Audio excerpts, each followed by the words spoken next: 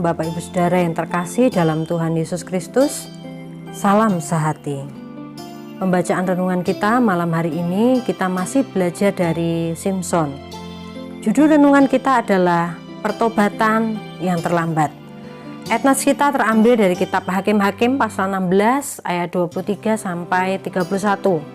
Kan tetapi kita akan membaca ayat yang ke-28 sampai 30 saja. Demikian bunyi firman Tuhan.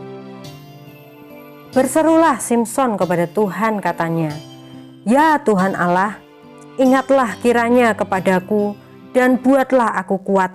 Sekali ini saja, ya Allah, supaya dengan satu pembalasan juga kubalaskan kedua mataku itu kepada orang Filistin." Kemudian Simson merangkul kedua tiang yang paling tengah penyangga rumah itu, lalu bertopang kepada tiang yang satu dengan tangan kanannya dan kepada tiang yang lain dengan tangan kirinya. Berkatalah Simson, "Biarlah kiranya aku mati bersama-sama orang Filistin ini." Lalu membungkuklah ia sekuat-kuatnya. Maka rubuhlah rumah itu, menimpa raja-raja kota itu dan seluruh orang banyak yang ada di dalamnya. Yang mati dibunuhnya pada waktu matinya itu lebih banyak daripada yang dibunuhnya pada waktu hidupnya. Amin. Pada tahun 1989, Jim Bakker, seorang hamba Tuhan yang sangat berpengaruh di Amerika saat itu, dia dijebloskan ke dalam penjara dengan tuduhan menipu uang para pendukungnya sebesar 158 juta dolar. Ia dibebaskan secara bersyarat pada tahun 1994 setelah menjalani hukuman selama 5 tahun. Kasus Bakker ini berkaitan dengan pandangannya tentang teologi kemakmuran yang mengajarkan bahwa semua orang percaya harus diberkati dan menjadi kaya secara materi. Syukurlah, Bakker bertobat di penjara. Ia mulai mempelajari Alkitab dengan sungguh-sungguh dan menyimpulkan bahwa teologi kemakmuran yang ia anut selama ini dan ia ajarkan kepada orang banyak adalah salah. Ia menuliskan pertobatannya di dalam sebuah buku yang berjudul I Was Wrong. Setelah beberapa lama di penjara, Simson rupanya mulai sadar akan kesalahan yang telah dilakukannya selama ini, sebagaimana dengan Jim Bakker. Simson juga tampaknya mulai sadar akan panggilan Tuhan semula dalam hidupnya, yakni untuk menyelamatkan umat Tuhan dari kuasa bangsa Filistin. Di samping itu, rambut Simson pun mulai tumbuh kembali.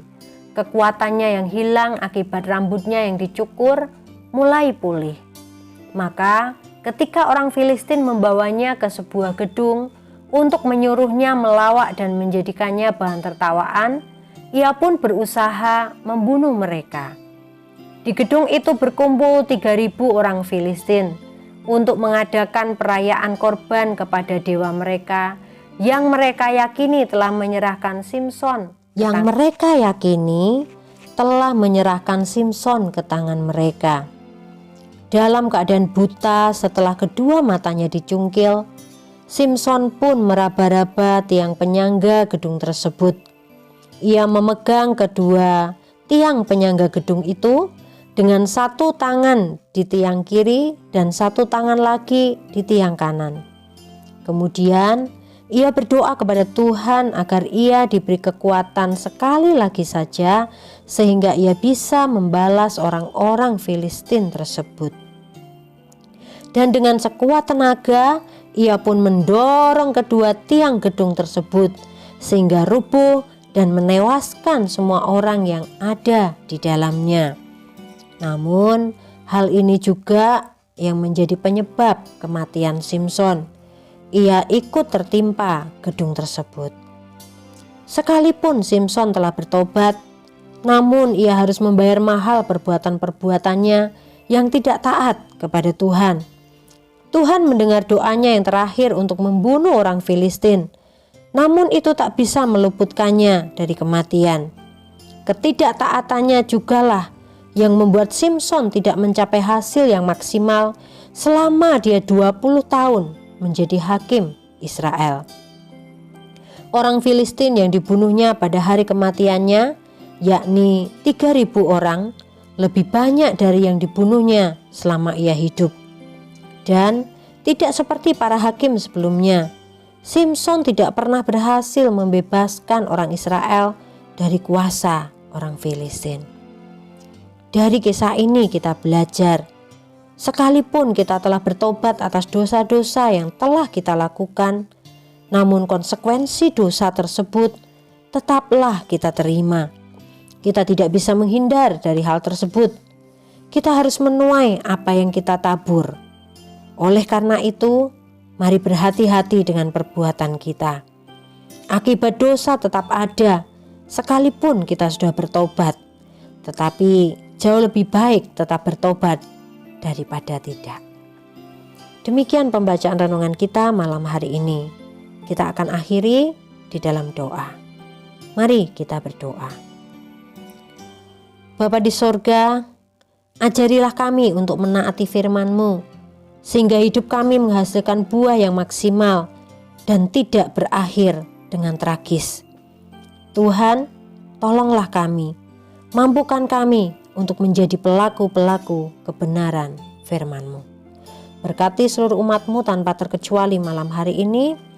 Berikan tidur nyenyak, perlindungan penjagaan selama istirahat kami sepanjang malam ini. Terima kasih Bapa. Hanya di dalam nama Tuhan kami Yesus Kristus, kami sudah mengucap syukur dan berdoa.